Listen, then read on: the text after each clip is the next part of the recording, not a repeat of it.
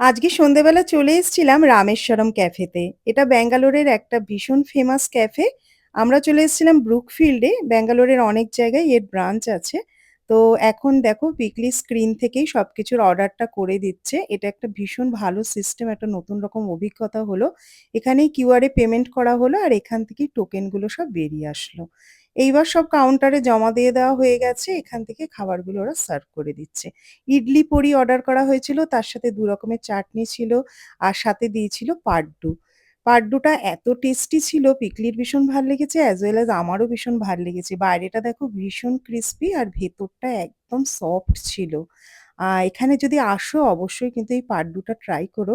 আমার ভীষণ ভাল লেগেছে এই পাড্ডুর টেস্টটা। আর ইডলিটা এত ভালো ছিল, ওপর থেকে পরি মশলাটা দেওয়া ছিল, ঘি দেওয়া ছিল, মুখে দিলে একদম পুরো মেল্ট হয়ে যাচ্ছিল। আর ঘি রোজ ধোসা এটারও বলার অপেক্ষা রাখে না, এত ভালো ছিল।